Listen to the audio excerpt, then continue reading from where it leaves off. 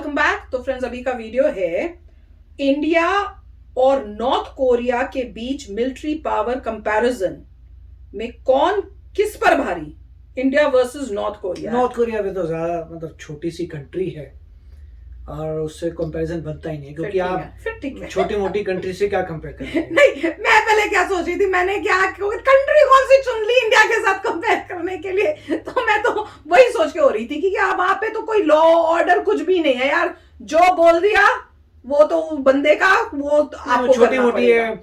Size देखिए, north Korea का छोटा सा है, एक कोरियन पेनिनसुला छोटा है, उसमें से आधा कर दो वो नॉर्थ है, और भी छोटा है, तो और मतलब कंपैरिजन है ही नहीं, मगर देखते हैं। पर हाँ, अभी एक एंगल ये भी कि चलो कंपैरिजन कर लो, पर ये भी अच्छा है कि इंडिया के रिलेशनशिप्स इनके साथ, जो नॉर्थ कोरिया इंडिया के साथ रिलेशनशिप्स अच्छे हैं। वो तो कह रहे थे ना, उनको दो वो तो चाहते हैं कि हमारे साथ दोस्ती कर लें। नहीं, अच्छे नहीं मतलब क्योंकि नॉर्थ कोरिया और चाइना बहुत बड़े दोस्त हैं, इसीलिए पॉसिबल नहीं है कि इंडिया भी इतना क्लोज है, क्योंकि वो चाइना के क्लोज है। पर इंडिया ने हेल्प काफी की थी कोविड के टाइम में भी, तो वो याद रखना चाहिए इनको। तो चलो पहले वीडियो शुरू करते हैं और देखते हैं कि कितना इंडिया है और नॉर्थ कोरिया का क्या दिखाते हैं, ठीक है ना। तो चलो वीडियो शुरू करते हैं। वीडियो शुरू करने से पहले अगर आप चैनल पर नए हो और आपने अभी तक सब्सक्राइब नहीं किया है, तो जल्दी से पहले सब्सक्राइब के बाद बेल आइकन को क्लिक कर लो, ताकि आपको हमारे सारे न्यू वीडियोस का नोटिफिकेशन मिल जाए जैसे हम अपलोड करें।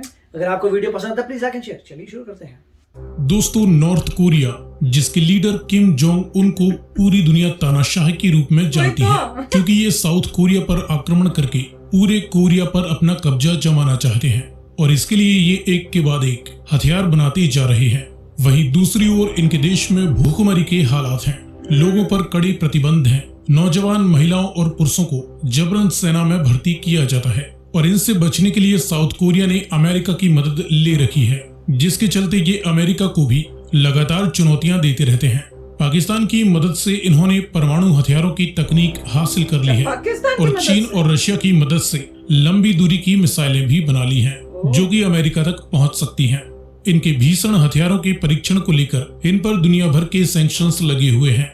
भारत भी इनके हथियार परीक्षणों की निंदा करता है, लेकिन साथ ही इनके देश की जनता के लिए भारत इन्हें मेडिकल व फूड की मदद भी भेजता है। बावजूद इसके ये अंतर्राष्ट्रीय मंच पर पाकिस्तान का ही सपोर्ट करते हैं।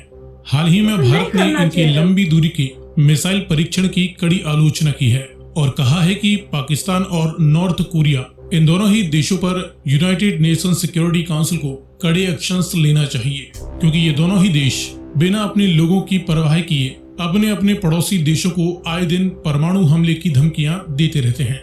आज के इस वीडियो में हम भारत और नॉर्थ कोरिया की वर्तमान सैन्य ताकत के बीच एक कंपैरिजन करने वाले हैं।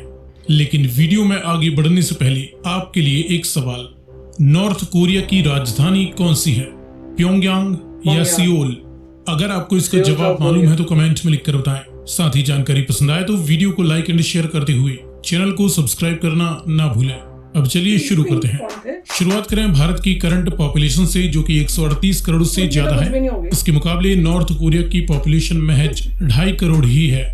डिफेंस बजट में भारत अपने डिफेंस पर 65 से 70 बिलियन डॉलर के बीच खर्च करता है। नॉर्थ कोरिया अपने डिफेंस पर मिनिमम 2 से लेकर अधिकतम 4 बिलियन डॉलर तक खर्च कर देता है। इसके बाद मास डिस्ट्रक्शन के न्यूक्लियर वारहेड्स भारत के पास करीबन 160 बताए जाते हैं, तो वहीं नॉर्थ कोरिया के पास बताया जाता है कि गुप्त रूप से 40 से 50 न्यूक्लियर वारहेड्स मौजूद हैं। इसके बाद एक्टिव मिलिट्री पर्सनल की 14.5 लाख से ज्यादा यूनिट्स इंडिया के पास हैं। नॉर्थ कोरिया के पास एक्टिव मिलिट्री पर्सनल की 12 लाख यूनिट्स हैं। इनके पास रिजर्व और पैरा मिलिट्री फोर्सेस मिलाकर 20 लाख से ज्यादा सैनिक हैं, क्योंकि यहाँ पर मिलिट्री कंस्क्रिप्शन है, जिसमें हर एक नौजवान को अपनी सेना में कुछ समय के लिए सर्विस देना पड़ता है।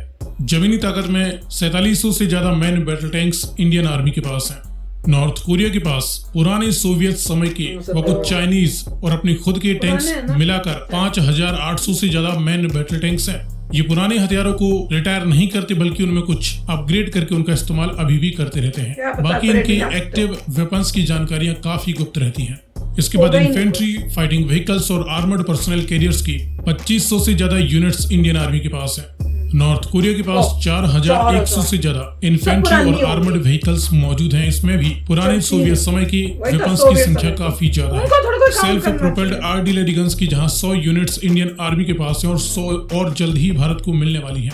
तो नॉर्थ कोरिया के पास 450 सेल्फ प्रोपेल्ड आर्टिलरी गन्स मौजूद हैं। सब ऐसे फील्ड आर्टिलरी गन्स की 3300 यूनिट्स इंडिया के पास है, तो वहीं नॉर्थ कोरिया के पास 250 के करीब पुरानी फील्ड आर्टिलरीज मौजूद हैं। क्योंकि सब पुरानी मल्टीपल रॉकेट लॉन्चर्स की 1300 यूनिट्स भारत के पास हैं। नॉर्थ कोरिया के पास मल्टीपल रॉकेट लॉन्चर्स की 1360 से ज्यादा यूनिट्स हैं।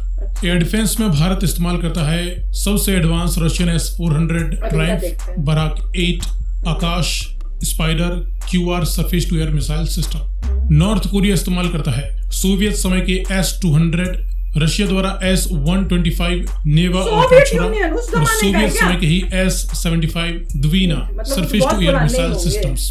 इसके बाद हवाई ताकत में भारत के पास जहां 2200 से ज्यादा सभी तरह के मिलिट्री एयरक्राफ्ट्स हैं, जिसमें 700 के करीब मल्टी रोल जेट्स हैं और 800 से ज्यादा सभी तरह के यूटिलिटी, ट्रांसपोर्ट और अटैकिंग हेलीकॉप्टर्स भारत के पास हैं। तो वहीं नॉर्थ कोरिया के पास 950 से ज्यादा सभी तरह के मिलिट्री एयरक्राफ्ट्स हैं। इसमें 570 से ज्यादा यूनिट्स मल्टी रोल जेट्स की हैं, जिसमें Russian MiG-29, Sukhoi, Su-7, Su-25 और चाइनीज चैंगडू J-7 आदि शामिल हैं। वहीं 230 से ज्यादा सभी तरह के मिलिट्री एयरक्राफ्ट्स का इस्तेमाल नॉर्थ कोरिया करता है। समुद्री ताकत में भारत के पास जहां 2 एयरक्राफ्ट कैरियर्स हैं, नॉर्थ कोरिया के पास कोई बड़ा एयरक्राफ्ट कैरियर नहीं है। भारत इस्तेमाल करता है 10 बड़ी डिस्ट्रॉयर शिप्स, नॉर्थ कोरिया के पास कोई बड़ा डिस्ट्रॉयर शिप नहीं है। मिसाइल बोट्स, टैंकिंग बोट्स आदि इनके पास मौजूद हैं। भारत के पास फिलहाल 13 फ्रिगेट्स हैं और 23 कॉर्वेट्स हैं, जिसमें से एक पर अभी रिफिटिंग का काम चल रहा है। तो वहीं नॉर्थ कोरिया के पास 2 पुरानी लाइट फ्रिगेट्स हैं, जिनमें कुछ अपग्रेड करके ये अभी भी इस्तेमाल करते हैं। वहीं कॉर्वेट्स में इनके पास 7 कॉर्वेट्स और 1 कॉर्वेट कम माइन स्वीपर शिप भी मौजूद है। सबमरीन्स में भारत के पास फिलहाल 18 सबमरीन्स हैं। तो नॉर्थ कोरिया के पास नई, छोटी और बड़ी सभी प्रकार की 70 सबमरीन्स हैं, जिसमें डीजल, इलेक्ट्रिक, कोस्टल और मिजेट सबमरीन्स की संख्या काफी ज्यादा है। बताया जाता है कि इनके पास फिलहाल केवल एक ही बैलिस्टिक अटैक करने वाली डीजल इलेक्ट्रिक सबमरीन है। सो फ्रेंड्स, फिलहाल ये रहा India versus north Korea military power comparison. दोनों ही देशों के हथियारों की डिटेल्ड जानकारी के लिए डिस्क्रिप्शन में लिंक दिया गया है। तो फ्रेंड्स, सच बताऊं, मुझे तो बड़ा मजा आ रहा था देखने में। ऐसे ऐसे वीडियो सजेस्ट किया करो कि जहाँ पे इंडिया इतना ऊपर और दूसरी वाली कंट्री इतनी नीचे। नहीं, ये लोग दिखा रहे थे कि थोड़े ऊपर हैं मगर वो है नहीं। नहीं, अब वही मैं बोलने वाली थी। मैंने कहा कि इसमें जो कई चीजें थी उसमें इतने नंबर्स हाई दिखाए कि इंडिया से भी ज्यादा है, पर उसमें ये जरूर उन्होंने बोला था कि वो जो है पुराने भी हैं, और पुराने कितने टाइप पुराने, पता नहीं कितने सालों पुराने, सोवियत यूनियन। हाँ वही। तो वो क्या काम करेंगे, उनको तो काउंट ही नहीं करना चाहिए। आजकल के जमाने में उन्होंने क्या करना है, और पता नहीं वो चलेंगे भी कि नहीं।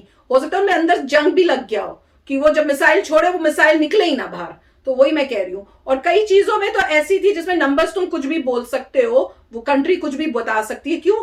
क्योंकि आप वहां जाके आपको पता नहीं चलेगा। बट जैसे इन्होंने बताया डिस्ट्रॉयर्स कितने, जैसे बड़ी बड़ी जो उन्होंने बताई, वो चीजें जो आप छुपा नहीं सकते, उसमें देख लो उनका 0 ही था। तो जो छोटी मोटी चीजें जो कोई देख नहीं सकता, किसी को पता नहीं, अब आपने इंटरनली क्या बनाया, कहां से लाए, उनके नंबर्स इन्होंने काफी हाई किए हुए थे।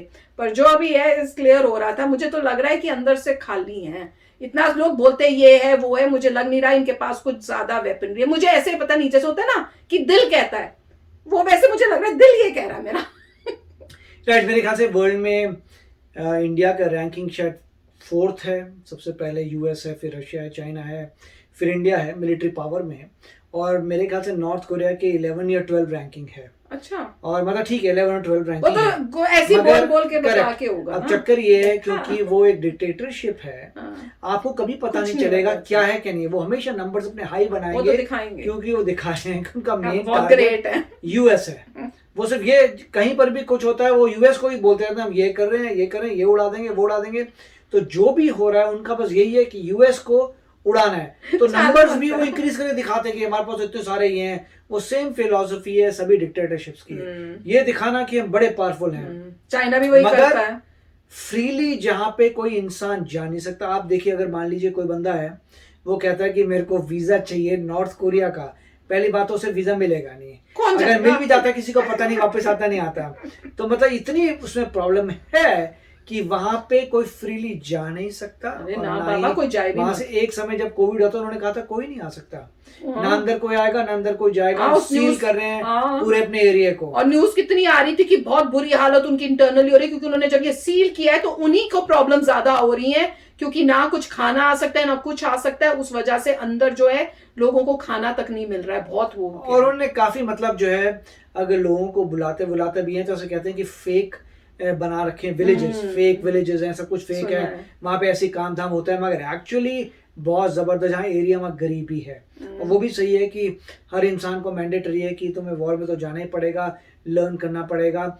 और काफी मतलब वहां पे जो जैसे ओलंपिक्स में वो जाते हैं तब लोगों को कुछ पता लगता है, मगर उनका क्लियर होता है कि ओलंपिक्स में अगर तुमने कुछ घपला कर दिया, अगर तुमने किसी को कुछ बोल दिया, बता कुछ दिया, बता अपना दिया, internal चीज़ तो है। तुम्हारे वहां पेरेंट्स जो हैं उनका हो जाएगा, मतलब पेरेंट्स या जो भी तुम्हारे Relatives हैं। फैमिली जो वहां पर है, तो उनको यही बोल के भेजा जाता है कि पीछे तुम्हारे रिलेटिव्स हमारे कब्जे में हैं, ध्यान से जाओ। अब ये लोग कह सकते हैं कि प्रोपागेंडा, मगर ऐसी बात नहीं है, इसमें कुछ सच्चाई है, क्योंकि जो कंट्री इतनी रिस्ट्रिक्टिव है छुपाना जहाँ ही पे आप चाहती है। क्लियरली आप जा नहीं सकते, आ नहीं सकते, तो इसका मतलब वो बंदे छुपा सकते हैं, छुपा तो रहे है। हैं। और डिक्टेटरशिप है, डिक्टेटरशिप है तो उसमें आप क्या कर सकते हैं, मतलब राजा महाराजा वाला हिसाब है, अगर कुछ भी कर दिया राजा बोलेगा ये कर दो वो कर दो, क्योंकि राजा महाराजा का पूरा है, लोगों के पास कोई पावर ही नहीं है।